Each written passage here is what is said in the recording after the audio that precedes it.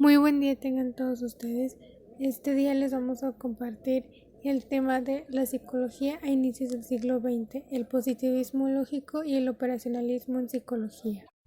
Iniciando con John Brown Watson, nacido en Granville, Carolina del Sur, Estados Unidos en 1878 y falleció en Nueva York en 1958. Él revolucionó por completo el estudio del comportamiento humano con la creación del conductismo. Watson construyó una psicología basándose en el experimento y atendiéndose exclusivamente en los datos objetivos y observables. Unas de sus obras más importantes fueron las sensaciones orgánicas y kinestésicas, su papel en las reacciones de la rata blanca al laberinto, que fue publicado en 1907, Psicología desde el punto de vista del conductismo, comportamiento, una introducción a la psicología comparativa, reacciones emocionales condicionadas, cuidados psicológicos de niños e infantes y una historia de la psicología en autobiografía. Para Watson, el positivismo lógico era lo más novedoso e influyente en la postura teórica de la ciencia. Entre sus defensores se destaca un grupo de científicos de Viena, los filósofos Maurice Schlick y Rudolf Carnap, el sociólogo y el físico. En el positivismo lógico se pretende hacer una reconstrucción lógica de las teorías científicas. Para que esto se pueda lograr, se propone una física como modelo de ciencia y se debe expresar en el lenguaje lógico-matemático, el lenguaje teórico que se utiliza de constructos hipotéticos y el lenguaje observacional, donde se utilizan variables observables. Para la justificación del lenguaje teórico-matemático como del teórico, se ha de buscar en la verificación a través de las variables observables, ya que los constructos hipotéticos, aunque en sí mismos no son observables, son aceptados por la fecundación explicativa y predictiva de los hechos, y siempre se ajustan a los mismos. Tolman y Hall construyeron un modelo en el que se hacían intervenciones para poder explicar la conducta, los conceptos o variables teóricos o hipotéticos, observables y medibles, partiendo de las relaciones mutuas de las variables independientes o iniciadoras de la conducta y de la propia conducta, que es la variable dependiente. Ahora vamos a entrar en el conductismo propositivo y cognitivo de Edward Chase Tolman, quien nació en Newton, Massachusetts, en 1886. Empezó a enseñar en la Universidad de Berkeley, en California, y ahí pasó el resto de su carrera desde 1918 hasta su muerte en 1959. Y uno de sus experimentos fue los modelos de aprendizaje estímulo-estímulo y estímulo-respuesta, que son experimentos sobre aprendizaje latente y el estudio de los mapas cognitivos. Tolman defiende el carácter conductista de este modelo porque tan solo estudia el organismo, su conducta y las condiciones orgánicas ambientales que inducen a esta.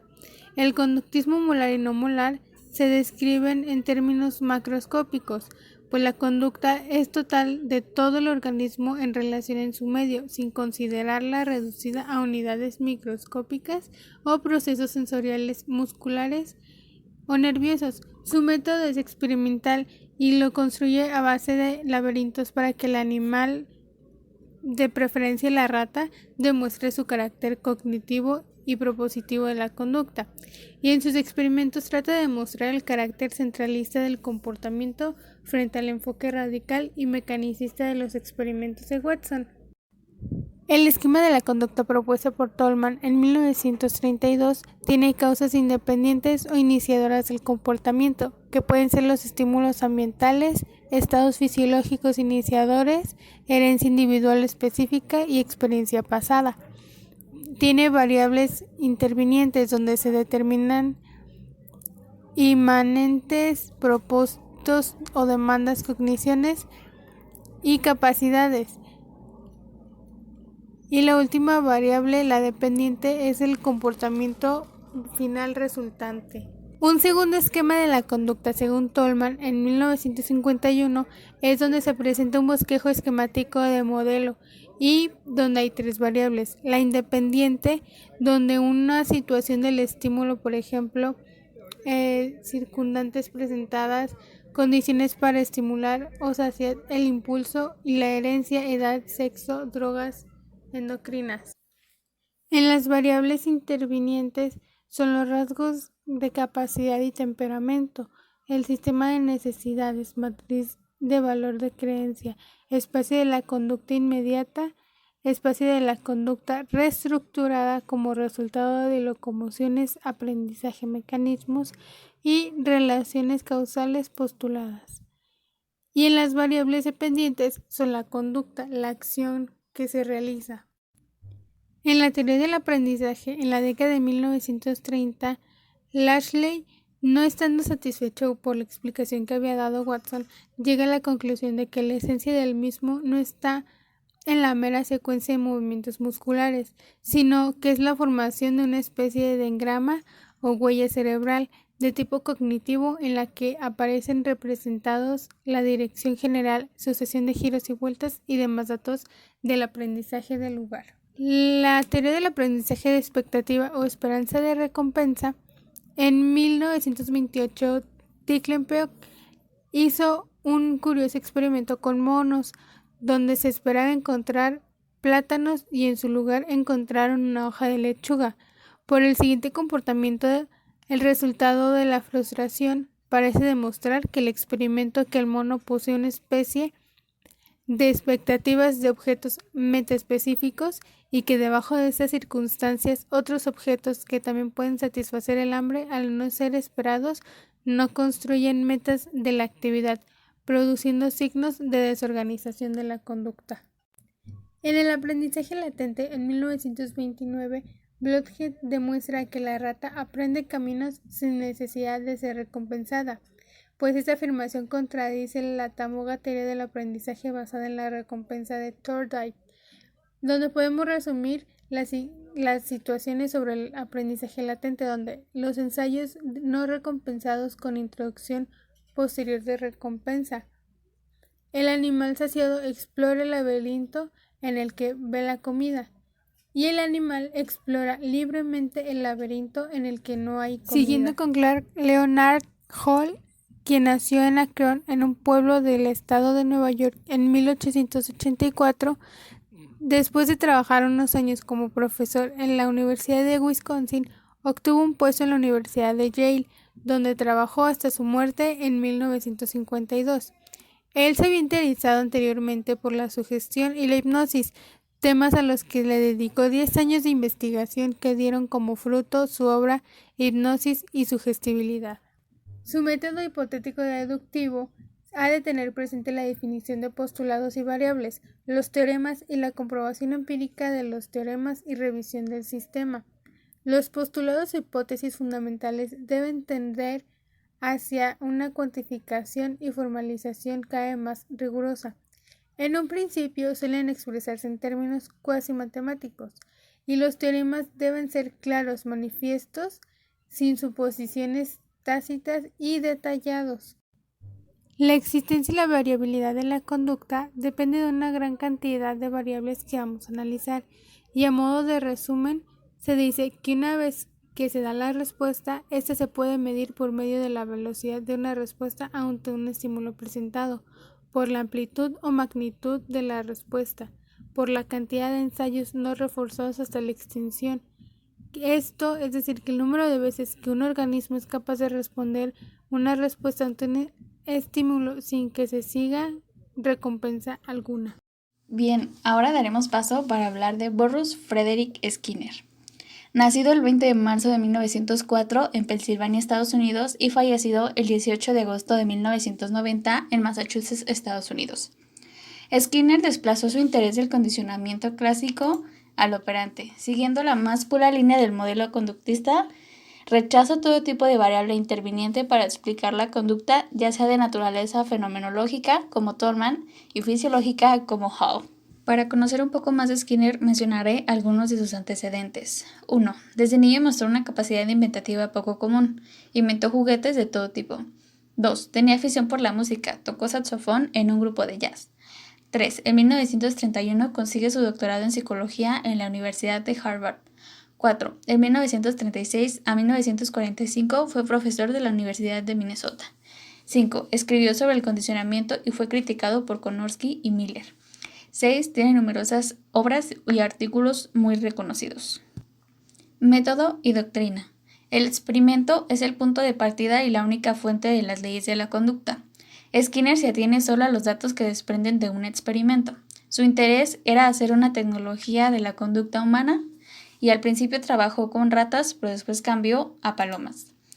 La tecnología de la conducta humana partió del condicionamiento operante. En lugar de decir que el hombre actúa a causa de las consecuencias que van a seguir a su conducta, decimos que actúa a causa de las consecuencias que han seguido a una conducta o a un condicionamiento operante. Para Skinner, una consecuencia es una relación temporal, relación contingente y no causal entre la respuesta y el refuerzo. Una vez conociendo esto, daré una breve descripción de algunos experimentos que Skinner ha realizado. En 1930 publicó sobre las condiciones de obtención de ciertos reflejos alimentarios. Consistía en una rata hambrienta colocada en una cámara experimental que tiene que abrir la puerta de un comedor para poder ingerir una bola de alimento. En 1932 publicó sobre la tasa de formación de reflejo condicionado.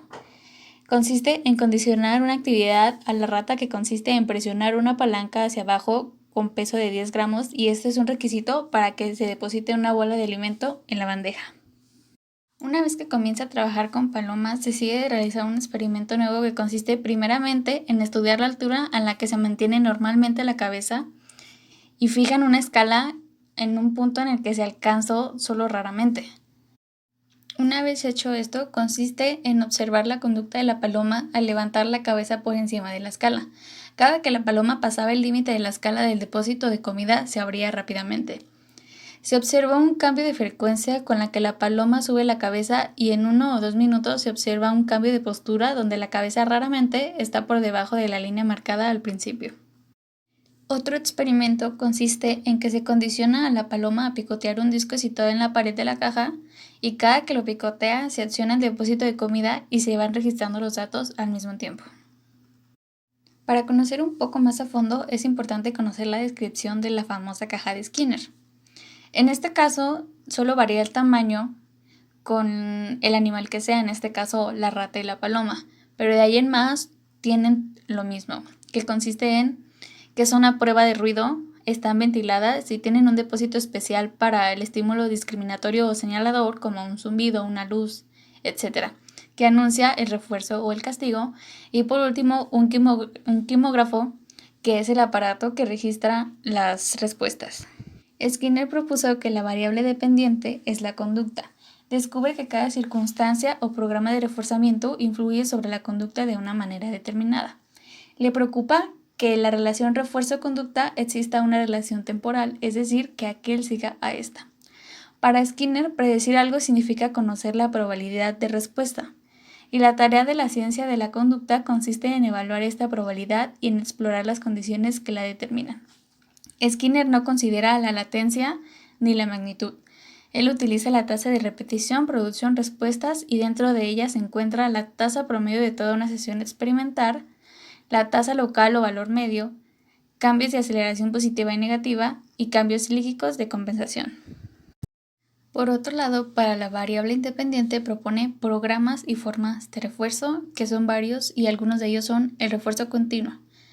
Es decir, unas veces la respuesta deseada se refuerza siempre que se da.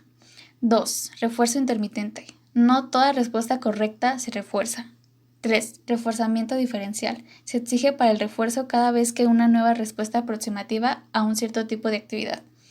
4. Discriminación operante. Queda condicionada la respuesta a la presencia de un estímulo discriminativo. 5. Técnica de formación supersticiosa o no planeada de una conducta. El refuerzo se da cada cierto tiempo y sin ninguna otra condición. El reforzamiento de intervalo.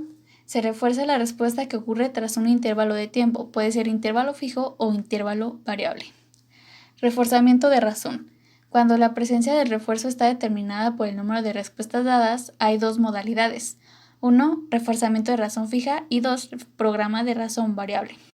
Programas combinados. Situación de alternancia. Se refuerza en diferentes momentos. Utilización conjunta en un mismo experimento de reforzamiento del intervalo y del de razón. Programas concurrentes. Cuando funcionan simultáneamente dos programas, pero cada uno da respuestas diferentes. Los resultados más importantes de las investigaciones de Skinner. 1. Sobre la naturaleza del refuerzo. A Skinner no le interesa saber por qué refuerza un reforzador, porque en el análisis funcional de la conducta lo único que importa son los efectos del refuerzo. 2. El refuerzo debe acompañar a la respuesta porque un retraso, aunque sea más que de un segundo, suprime gran parte del efecto. 3. Dentro del capítulo del reforzamiento secundario, Skinner considera el valor de los reforzadores generalizados. Un reforzador condicionado se generaliza cuando se haya asociado con más de un reforzador primario. 4. Efectos de los programas de refuerzo en general. Mediante el refuerzo continuo, el condicionamiento se establece más rápidamente, pero es más estable y resistente a la extinción cuando es conseguido mediante un programa intermitente. 5. Consecuencias del castigo. El efecto de castigo consistía, dice Skinner, en una supresión temporal de la conducta, no en una reducción del número total de respuestas. 6. La extinción operante. Cuando el reforzamiento deja de producirse, la respuesta ocurre cada vez con menos frecuencia según el proceso llamado extinción operante, que con frecuencia es algo muy necesario en la vida del hombre. Ahora vamos a comparar dos tipos de reflejo condicionado que son el de Van Pavlov y el de Skinner. En el de Van Pavlov se refuerza en la unión entre el estímulo condicionado y la respuesta condicionada. En el de Skinner se refuerza la conexión de un estímulo y su respuesta. Sin embargo, Hilgard y Marquis exponen 15 aspectos en los que ambos condicionamientos coinciden. 1. El proceso de adquisición y la medida de la variable dependiente. 2. En ambos sucede la extinción por el no refuerzo. 3. Recuperación espontánea después de un periodo de descanso. 4. Inhibición externa provocada por la aparición de un estímulo extraño. 5. La desinhibición, que tiene lugar cuando en el proceso de extinción aparece un estímulo de apoyo que suspende la parte de la inhibición. 6. La inhibición de retardo o suspensión de la respuesta hasta que se va acercando el momento en el que aparece el refuerzo. 7. La sumación, que se da cuando dos estímulos que por separado se han condicionado a la misma respuesta, si en un momento aparecen juntos, es la mayor fuerza de respuesta. 8. Generalización de estímulos. 9. Generalización de respuestas. 10. Diferenciación de respuestas. 11. Generalización de la extinción. 12. Discriminación ante estímulos semejantes, pero solo uno tiene efectos reforzantes. 13. Inhibición condicionada. Ante los casos en que aparece acompañado un estímulo positivo con otro negativo. 14. La inducción es fácil de demostrar en el condicionamiento clásico, pero difícil en el condicionamiento instrumental. Y por último, los condicionamientos de un orden superior o asociación ante un estímulo neutro a otro que ya sea reforzante. Detalles del proceso. Diagramas del condicionamiento clásico. Situación inicial. Existencia de dos reflejos incondicionados que no tienen nada que ver uno con el otro. Al repetir esta secuencia unas pocas veces, llega un momento en el que el estímulo incondicionado 1 provoca el reflejo incondicionado 2. Una vez conseguido este apareamiento, al estímulo incondicionado 1 se le denomina condicionado y a la respuesta incondicionada 2, respuesta condicionada. El diagrama del condicionamiento instrumental. Se aprende selectivamente la respuesta número 4 porque a ella siguió la recompensa. Todas las respuestas suceden por azar, ensayo y error, pero se aprende solo gracias a la ley del refuerzo. Y algunas diferencias entre ambos condicionamientos son leyes explicativas. En el condicionamiento clásico, la simple contigüidad agente indiferente, agente incondicionado, la respuesta incondicionada de este segundo, hace que el agente indiferente suceda automáticamente la respuesta de ese otro estímulo. En el condicionamiento operante, el reforzador se asocia a la respuesta y se refuerza al animal después de que emite la respuesta y por ello el animal tiende a repetir la respuesta. A nivel de reflejos, en el condicionamiento clásico, un nuevo estímulo se sustituye al producir una respuesta y se forma un nuevo reflejo. En el condicionamiento operante se conservan los 4 términos, los 2 reflejos se encadenan experimentalmente y permanecen en tal relación, no se establece ningún reflejo nuevo. Análisis del estímulo. En el condicionamiento clásico se aprecia con claridad que la respuesta es función de sigue a o es suscitada por un estímulo determinado conocido al que ha sido condicionada anteriormente. En el condicionamiento operante, La respuesta surge o es emitida espontáneamente por el organismo. No se ve con claridad qué estímulo la originó. Análisis de respuesta. En el condicionamiento clásico, los reflejos se encuentran estrechamente relacionados con la fisiología interna del organismo. En el condicionamiento operante, la respuesta supone una actuación del organismo sobre el medio circundante. Las consecuencias de tal conducta pueden volver a influir sobre el organismo, lo cual hace que varíe la probabilidad de que la conducta que las ocasionó vuelva a repetirse. Ya para finalizar, cabe mencionar los principios que Skinner tomó en cuenta, que son el mecanicismo, el monismo científico, reduccionismo biológico, carácter inductivo de la ciencia, asociacionismo continuista, postura antiestadística, carácter no definitivo del saber, pragmatismo, evolucionismo biológico y determinismo ambientalista. Y bueno, por nuestra parte es todo. Esperemos que esta información haya sido de su utilidad. Gracias por su atención.